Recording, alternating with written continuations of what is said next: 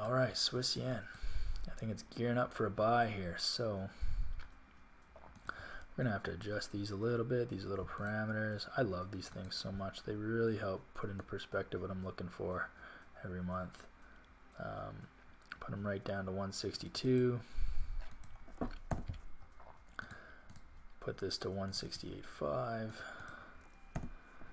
And then, yeah, this is what we're looking for the rest of this month. I think as soon as it breaks this area, we're heading higher. And I think it's about to do it soon here. You can see that we got this little zone here.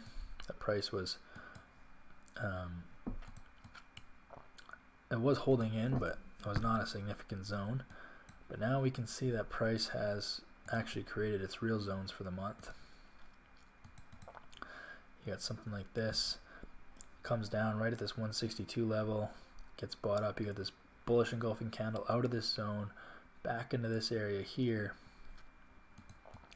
and now it just has to break this area, and I think we're probably pretty good to go. You got higher highs here, like you can see the structure change literally in front of your eyes. So you got this comes down, higher low, or sorry, lower high, and then comes down, lower low, and then boom, switches.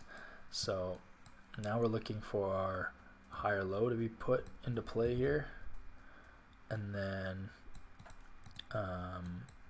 yeah, we're gonna look to enter. I'm gonna wait for price to break this zone though, just to be on the safe side, but we'll see. Like maybe price, maybe it'll give us something right here. This candle's pretty, this 4-hour candle that just closed about 45 minutes ago is pretty bearish, so no entry on that candle yet. You can see there's a zone here. Don't know if it's worth entering, probably not, but it is there, so I'm gonna leave this. I think there's a good chance that price comes down to this zone and doesn't break any lower, so would consider this, but have to wait and see what price does once it's in this zone. So again, this is very similar to the last pair of CAD yen that we went over, where you could buy it here, and then you're banking on it having to enough momentum to just break this zone, or you wait for price to already break this zone and then buy it and catch it on the uptrend, and you're literally just buying the, like you can see, higher high, higher low.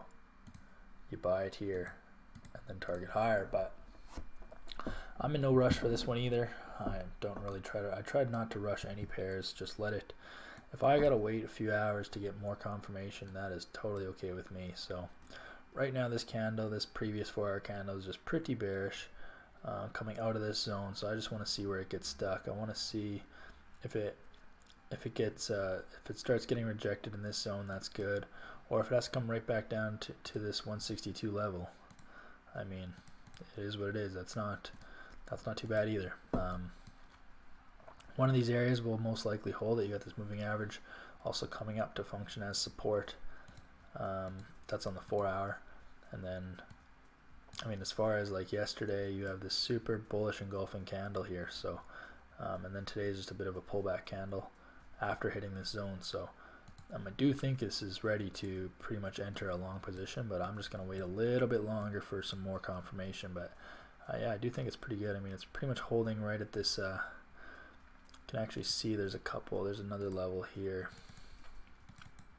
Hopefully there's not too many lines here. It's confusing you guys, but this 163 level is also holding it. So you can see here, it's right here, 163. So yeah, price might not break below 163 here. If it does, it'll just go to probably 162.8, which will just be about 20 pips into this zone, get bought up, and then be good to go, which would actually put us right into this zone. So right, because I literally have it marked right at like 162.80. So that is a lot of confirmation there. I'm actually going to set an alert here. I want price to dip into the zone and reject first, but oh, I used up all my alerts. I have to upgrade my plan soon. I think a lot of them are old alerts actually, so I could probably delete them.